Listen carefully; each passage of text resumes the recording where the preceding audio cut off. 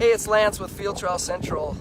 We're here in Upham, North Dakota with Brian Gingrich as he just came in for his summer camp. So we're gonna do a short little video and hope you guys appreciate the sport and what we're going forward here with Field Trial Central. But here's Brian Gingrich. Hey Brian, welcome back to North Dakota. Happy to be here. Great. So we have last couple weeks, there's been a lot of talk about people coming to the prairies, obviously the pro trainers. Just for the newcomers, why do you come to the prairies, Brian? Well, I come out here for, first of all, wild birds, and second of all, huge open spaces, big open prairies. Primarily, we're working sharp-tailed grouse here, with some pheasant and some huns, but primarily about 85–90% sharp-tailed grouse, which are my favorite bird to work on. So between the wild birds and the big country, and the cooler temperatures and lower humidity than what I deal with in Illinois in the summer, this is the place to be as far as I know. Thanks. So the next question we'd have for Brian is, obviously lots of pros come to the prairies, whether they're pros or AMs. And again, we're east of Minot, North Dakota. How did you, get your spot here, Brian? Well, I was lucky enough to be grandfathered into this camp. There's a lot of bird dog history that comes down through Upham, North Dakota. John Steger was a short hair pro. For over 30 years, he was coming here to Upham, and he stayed at multiple places around town. He actually stayed at the exact spot we are at now for at least 1 or 2 summers of his 30 years. And he won at least 100 championships, maybe 200. I'm not sure the exact number, but I know he was a short hair pro. He won lots of championships and always said his champions were made here in North Dakota. And then he, towards the end of his career, he started training with Dan DeMambro, who's another short hair pro, and they did about 5 years together. And when John Steger retired, Dan DeMambro asked me to come, and I've been coming ever since, and this will be Dan and I's 8th year together, training out here together. Dan's also had been handler of the year, I think the last 2 or 3 years in a row for the short hairs. So there's been a lot of success coming out of these grounds right here in Upham for years, over 30 years. Yeah. I'm happy to be keeping it going. That's wonderful. Again, you always hear that, right?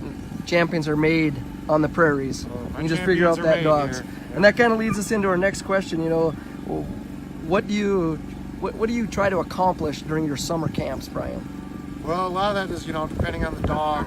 It's always different with every dog and age, but my young dogs, I want them to learn that this is fun. I want them to be finding birds and learning that there's wild birds out here and that they love it, and that they're learning to stretch and go as far as they can in this big country. Whether that be a gun dog, a shooting dog, an all-age dog, whatever that is, they're going to be able to reach their full potential out here. There's nothing to inhibit them. My broke dogs, depending on where they're at in their careers, it's either getting them tightened up or else just experience getting better and better working wild birds. I've found every summer my broke dogs come here, they build.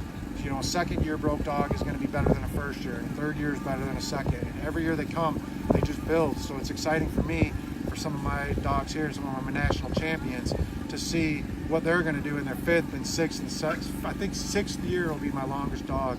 He's a 4-time national champion. We'll be running a Vizsla 4-time national champion. Will be running in his 6th summer here, so I can't wait to see what he's going to do. Yep. Take it to even higher levels, I hope. And that's again just back to the open spaces and the wild birds. Do you attribute that to, Brian? Oh yeah, these wild birds, they do things that I can't set up in training. Even if I had 10 or 12 or 15 remote launchers and had them all set up to be able to pop them all just right to simulate a covey rise of a sharp-tailed grouse, I couldn't do it. And the dog's just learning valuable lessons all day long out here from the wild birds. You can't replicate it in training. You got to come out here and you got to find them first. And then you gotta have fun with them, but it's where it's at. Yeah, absolutely.